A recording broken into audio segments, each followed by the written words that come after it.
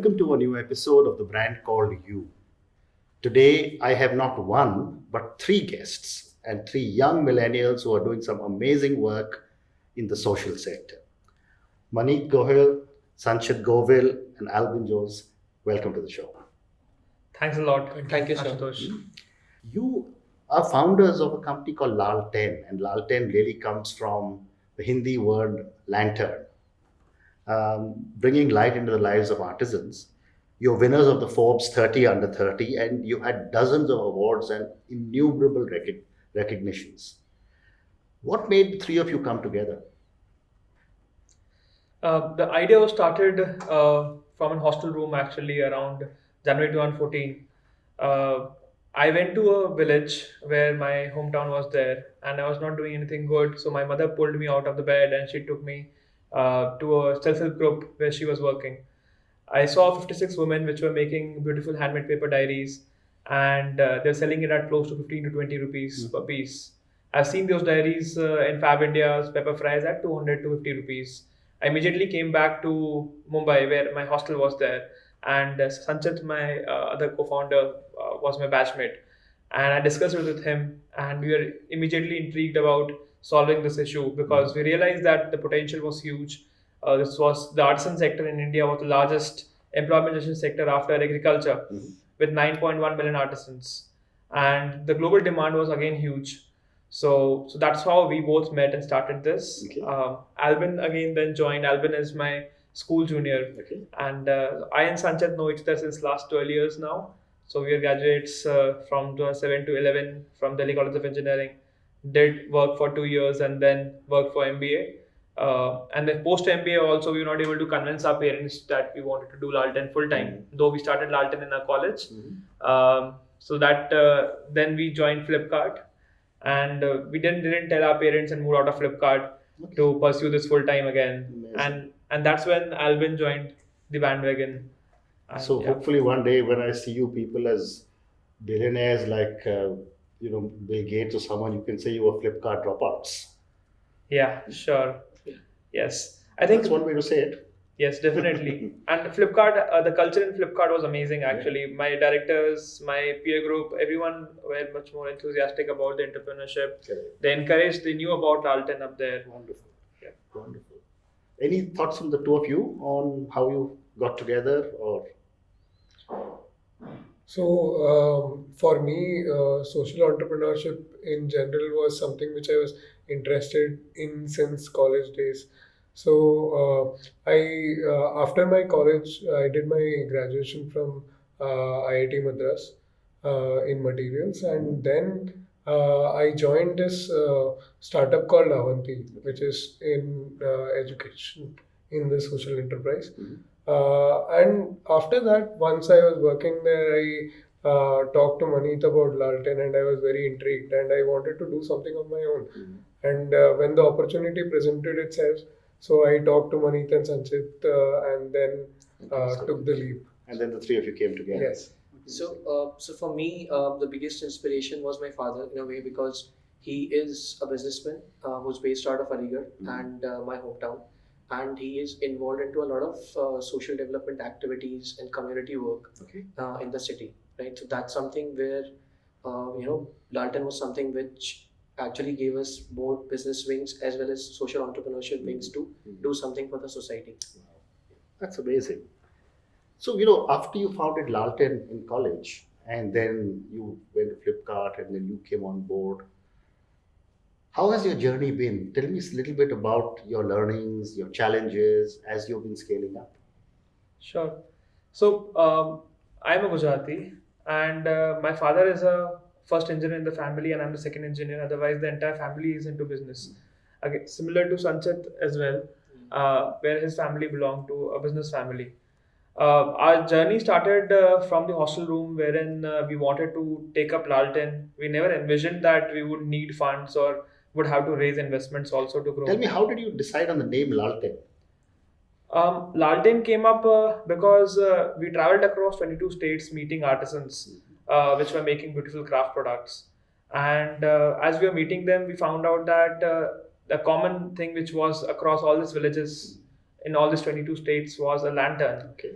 and we wanted to be a brand for the artisans first rather than a brand for the buyers, and rather than keeping as a complicated English name which the artisans would never able to pronounce or understand. I think that's the reason we became a brand for the artisans What first. an innovative name. That's amazing. Amazing. And then you speak about, when I was reading about you, you speak about skilling, design, intervention, innovative fiber. You speak about artisans in every village. How do you decide on which handicrafts to select? Sure. So basically, when we were traveling initially during our initial years, so at that point of time, we focused a lot on the type of crafts which are much more popular. So that we never thought of that. It's more of it will more be on the impact side, but we thought that keeping the business perspective in mind, we need to travel and to take care of the crafts which are currently going on in the market, and that's how we started establishing our links in the clusters. So the first thing that we did when actually Chansar came on board and he became a mentor is to select an individual or an artisan himself in the cluster who would be called as a cluster champion or a micro entrepreneur who belongs to the same community and who can actually help us in actually establishing ourselves in the clusters in terms of how we have to operationalize ourselves, how we have to implement new designs of products in the clusters, and how we have to skill the artisans as well in terms of design and technology, which will come in the later part of the year. So, talk to me about some of the products that you currently handle. So we do. So we have four major product categories that we do today. So we are into apparels and fabrics. We do a lot of natural fiber products. So natural fiber is like cane, bamboo, then water hyacinth, all these natural grasses which happens in different parts of India. Then we are into a lot of wooden products. So we design a lot of small decor and wooden lamps and lightings. And we also do a small portion of handmade paper products. I see. I see. And you do this across multiple states. Because I was reading, you've got 1,200 artisans working in 8 states with 6,000 livelihoods. That is quite an incredible spread. Yes. So, more from a social angle, it is also a business opportunity, and which is untapped in India yet. Primarily, all these big retailers, small and medium enterprises globally have been sourcing their products from Vietnam, Thailand, Latin American countries, or even African countries. But unlike India, wherein we had a huge population of artisans, I think our DNA was established with the help of our passion, as well as with the help of a lot of mentors also, like Mr. Chand, who mentored us for almost 18 months. He gave us targets to be achieved when we were running this from our apartment in Bangalore for almost 2 years, all bootstrapped. And before identifying that we can scale this business and take a new leap with an investment. Amazing. Amazing. So, you have spoken about Chand a little bit. What has been the role of a mentor like him in your lives and in your business? So, as entrepreneurs, we have limited experience. What we have is passion, determination to achieve solutions to problems which we have identified. With this journey, when we meet mentors, and we have been fortunate to have good set of mentors, pool of mentors from our own alumni backgrounds, as well as the other networks which we have. They bring a set of their own expertise. So we have a mentor who is a retail mogul in India, and he leads a retail brand in India. He helps in establishing the right sense from demand side. Then Chansar, with the help of his ITC's network, help us with establishing a strong key vendor system as well as a key account system also. Okay. So that has eventually helped us a lot, and we have kept on growing, learning over the course of last 4 years of our journey. And what about technology? What kind of technology are you using to manage such a large number of SKUs across so many states? I'll ask Albin to take it. We are developing a CRM tool for the artisans, which is through a handheld mobile phone, which can help these artisans to manage their inventory in real time, as well as the order management happens where the inquiries which are coming in are dealt through the CRM itself. And the front-facing part of this is the marketplace that you can see as Lal10.com. So, just for my understanding, the handheld devices you're giving, most of them do they already have smartphones, or is this something with which you are empowering them even more now? So Ashutosh, the spread is basically around 40% of the artisans that we work with Mhm. have access to smartphones already and basic internet, affordable internet. So with them, it is all about just skilling them in such a way that they are not overwhelmed by the new technology that is coming in. Mhm. For them, technology is limited to simple and easy to use products like Correct. WhatsApp Correct. and worst case YouTube and Facebook, best case. So in that way, I mean, we are trying to bring in the product as simple as possible for the artisans to understand and use it. So in that way, they are easily able to adapt to the platform. Quite amazing. And you're giving such, you're empowering them. There must be a lot of children in their families who must be using these devices in many different ways. Yes. And that's the real fun, because a lot of artisans are not educated as well, they're not literate. Mhm. But smartphones comes for around 80 to $100 with accessibility of smart applications in it, and internet is the cheapest across the globe in India. And even though villages where we have been to, many of them do not have electricity for 24 hours a day, but people have access to smartphones and internet. The kids know what PUBG is, what TikTok is, and what Amazing. WhatsApp is. Amazing. And that's what is bringing in scalability in this sector, which was undue and which was not there, which was due and which was not there across the last few decades. To add to that, I would like to say an anecdote which I just came to see a few days back. When we were visiting a cluster a few days back with a client, so we had this old artisan who has been working with us since many years, right? So his son is looking after the business now, and when the client asked him to show the products, he opened his Instagram profile Wow. and showed the products. That was amazing for the client as well. He was also surprised to see how it is shaping up. Yeah, because I think other than just selling, when I was reading about you, other than just empowering people to get their products into the market, you're probably just changing lifestyles for so many people in so many villages. I mean, that's quite amazing. Yes, definitely. So, as you were scaling up Lal10 across 8 different states, and I'm sure you have plans to go to many more states, what have been some of your challenges and what have been your learnings? So as we have, so actually all these states, they have been built on a gradual basis, and so when we travel to different states, so in India, as you already know that the language and the demographic, it changes as you travel like 10 kilometers apart, Correct. right? So that's something which was an initial challenge, definitely, where we are traveling to different clusters, we are talking to different set of artisans who understand different languages, they come from a different background, and making them understand that this is something which will help them scale their business was definitely a challenge initially. Going forward, as we scale the business, we started facing challenge in terms of how we can increase our supply. So we know that these are the 2 or 3 states where we can get a good amount of business, where we can actually give them good amount of orders. But in terms of setting up processes, that how we can ensure that there has to be a quality check, there has to be a quantity check that has to happen, the quantity has to scale up from a particular cluster or a particular village, that became a challenge.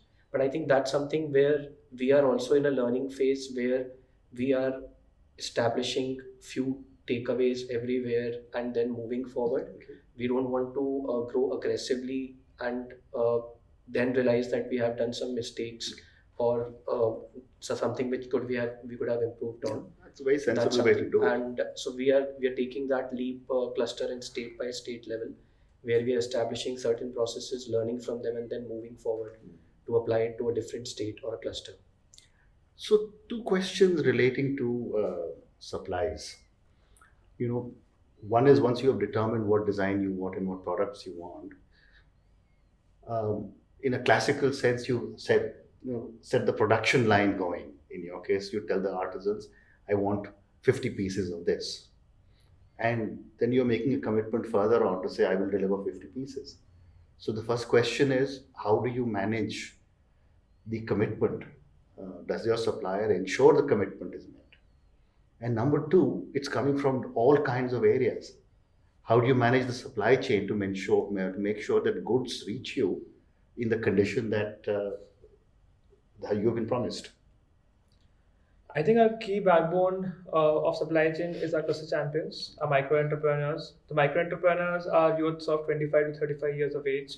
They are basically Lal10 employees on contracts as well, who are villagers living in a small village. So they are skilled in terms of creating uniform quality products in good quantities, and it's everything is though looks unorganized, but it's been organized on a smaller level with the help of a micro entrepreneur. So his house becomes a warehouse when the goods are being dispatched, and he also gets a commission of 2 to 5% as part of our business model, which is his skin in the game, so that he ensures that the products are of good quality. Uh, Moreover, he's the one who's also skilled in terms of technology and leveraging technology as simple as WhatsApp to communicate with our teams, and now mobile CRMs also. So, though this entire unorganized sector is being organized with our micro entrepreneur, and everything is data led. So we have data inputs of how many artisans the micro entrepreneur is working with, what is the utilization, and depending on what is the capacity which the cluster can deliver, and accordingly, then we fetch a demand for it actually. And it's always make to order. So we are not You're selling not carrying products. stocks of your own. Yeah, so we are zero inventory company. Okay. And what we are doing is with the help of our micro entrepreneurs and technology, we are basically leveraging both of it to connect the demand for handmade products by global SMEs and big brands like Zara, Fab India, to all of these unorganized artisans across the country. Amazing. Wonderful.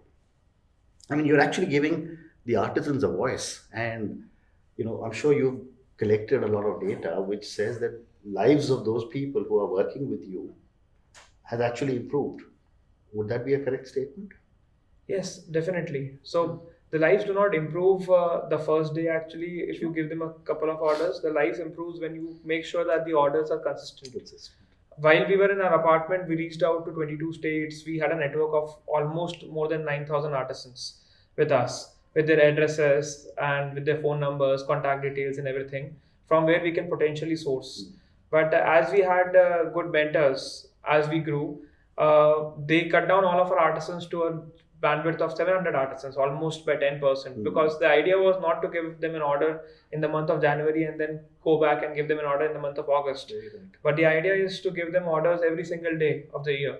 And if we can do that, that eventually builds up a strong ecosystem and an impact with that in that community, which Lal10 does. So, and it becomes a popular as a brand name for the artisans up there. That and that's the resilience, and that's the that is stickiness basically they would have to us. And our I guess, company. Lal10 as a brand that becomes aspirational for those artisans who are not yet supplying to you. Yes, Exactly.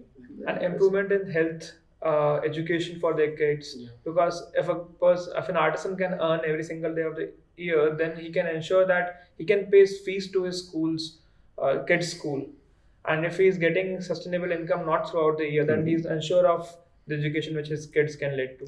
To add to that, so just how we see it in a family, in one of the artisan families. So we would want, the way that we see it, we want to grow is that the eldest son actually who's gone to a nearby town for a petty job, he comes back to the village and joins his father into the traditional legacy. And the youngest son or the youngest daughter, the youngest child of the family, should go to school. Yeah. That's how we see the impact, Very the kind nice. of impact that we want. Very interesting. So there's one more question or two more questions on Lal10 before I move to another segment. For all the Lal10 families, how do you see empowerment of girls? That's a very serious problem we have in our villages. Are the girls in families which are now, as you said, sending children to school, do you see a difference in the way they are treated? So, one thing which we have seen from the artisans that we have is around 70% of them are women who work on products that are given as an order. So, what happens in this scenario is that when a woman starts owning in a family, that is the first step towards empowerment, Correct. right? We feel. Very So when and most of these times these are agricultural households where women do not have any other where the family does not have Any other income? any other income other than the women who are working in off seasons when the men in the family are involved in farming. So that is in one way starting to improve the lives of women as well in the family. Wonderful. I mean, I'm so impressed with the kind of work you people are doing. But let's now move to the other part of our program, which is to get some knowledge from you for all thousands of people who watch as startup entrepreneurs, right? You've been at this for a few years. Um, what do you think are some of the mistakes startup entrepreneurs make? I think there's a lot of mistakes which we did actually for sure. So share your learnings. Yeah, I think when I'll tell you it's year-wise as well. So in the first couple of years when we were growing this company, we were in an apartment. So and that was our office. That was our place where we used to live. The scope of error and the scope of making mistakes were limited up there.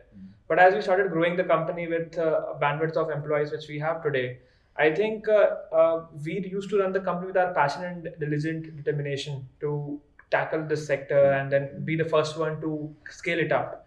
But I think it's not us which runs the company; it's the employees also which runs the company. And being first-time entrepreneurs, one of the biggest mistakes which we did, or with the learnings which we would be having now, is to hire right source of employees as well. And so as soon as we were growing the company, I think talent acquisition is a very important thing which we have to learn. Because in the initial days we had a lot of young talent. They were passionate, they were amazing, but then they lacked professionalism as well as certain other skill sets which are required every department wise. I think that was one learning which I would have. Then managing finances. Yeah, that's so. Neither of us actually comes from a finance or a particular tech background, right? And to establish that in the initial years, to have the right processes, how do we have to manage our finances? That actually we obviously did some mistakes where we learned in that process that how we can actually better that process, where we know that the 1 rupee that we are spending and how much money we are generating from that 1 rupee. That's something which we have realized over the couple of years. Right. Like we have been part of certain accelerators and incubations as well in India, in US, and in Europe also. But it's a curriculum-based program wherein they teach that these are the problems which an entrepreneur will face in finance and how you can tackle it. But even despite of doing all of it, I think unless you make a mistake, you would never be able to learn it. Absolutely. So I think that's where I think we are much more empowered today to grow Lal10 as what we were 2 years ago actually. Wonderful. One thing which I have learned is in the initial stages of the startup, we do not realize what is our limit. So many a times we have made these mistakes where we have overcommitted and under-delivered. So that is the biggest mistake that you can make. Go out there. So better to undercommit and overdeliver. Exactly. Is what you're saying. Exactly. Excellent. So another question that I ask a lot of people who come here and who are startups like all of you, you're 3 partners, co-founders. Some people say that the entrepreneur should do it solo. Some people say we should have co-founders. You are co-founders. What strengths do you bring to one another and to your company? Sure. So I think we're very fortunate to have 3 co-founders in the company, and as we were growing, we were doing similar things actually. So in the first 3 years, what I was doing, the similar was Albin was also doing, and we didn't have any of our areas divided. But over the times as we have grown, I think we have also understood our strengths, and that's where we divide our lines and we support each other if the other person needs help in, and that sort of understanding is very important. I often say to my wife as well that so I've been married over the last 1.5 years now, and I spend more time with Albin and Sanchit than I spend with my wife actually. And being in being as founders, it's a lonely journey actually, because you need to have a lot of scopes and horizon with your employees and with your investors and the prospects of how you can grow and the demand side as well with your buyers. So, and with all of this, you go through a lot of emotional and mental and a lot of other physical inputs which we put in the company. So I think it has been a journey which a solo founder it would have been a very tough for any one of us, I would say. And with as we are growing, we are also learning and helping each other to complement our skills and learn new skills also. And it really helps the team also going forward, because once we have aligned the responsibilities, so we know that how we want to, each one of us actually wants to take the team forward, which direction we want to grow, right? So that's something which needs to be aligned, and that's something which we have done for ourselves now. And how do you handle differences between the three of you? The good part is that we don't have differences on basis of our egos, and we are more pragmatic and passionate for the company. So we understand that if there are differences or there are points which are not in sync with, I think we take to a logical conclusion and you take it. So it is also good that you have co-founders, because you get multiple facets to and perspectives to your own piece as well. Right. So one good thing is that we all respect each other's responsibilities, right? And we know that we have to take that final call. But then we get, say for example, if in technology, I would take their inputs as well on how to go forward, and that gives me a fresh perspective, which I might not have thought about. And that is a great boon. That's very nice. Yeah. Very nice. Very nice. Hats off to people who are doing it alone. Yeah. I agree. I agree. So when I founded Guardian Pharmacy, I was alone. Wow. And I know the kind of challenges I went through, when at its peak, Guardian had 1,200 people working. But it was a very, very lonely job. And I've always been a great believer in having a co-founder. But, some people tell me that you should be solo. And I said, I was solo. It was very difficult. I agree with you. Well done. So let's move on.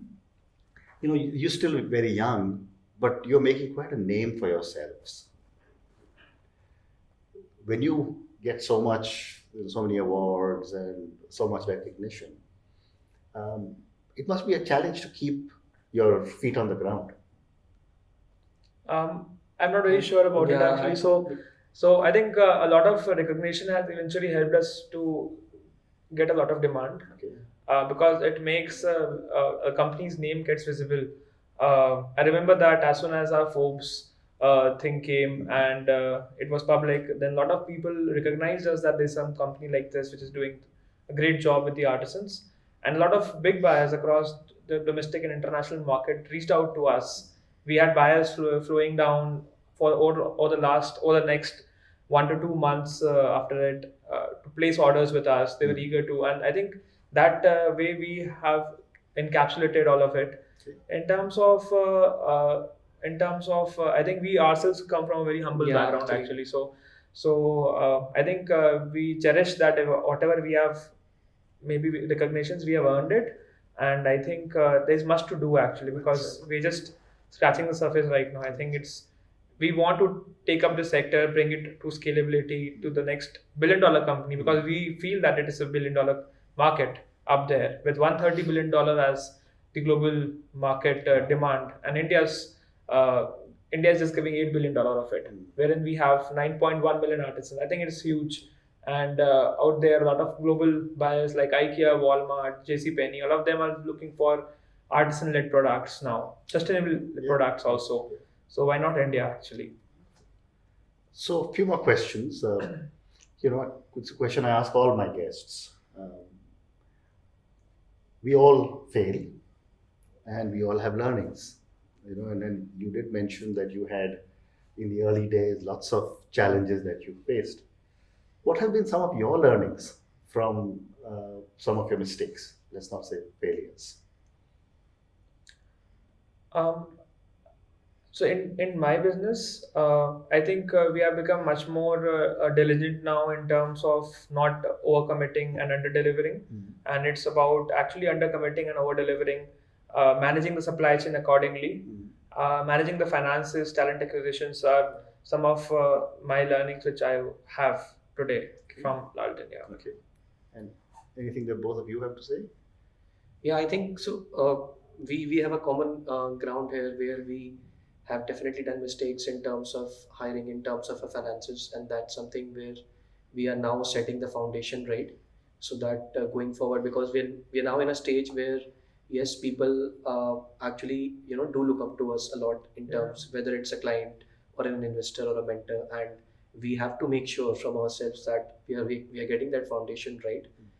We are just rectifying all the mistakes that we have done and moving forward, and I think that's something which Yeah. we should do going One, forward. one key learning that I have is a company is as strong as the processes that it has. So the processes when it started getting set up, so that helped us in getting more and more ready for scale.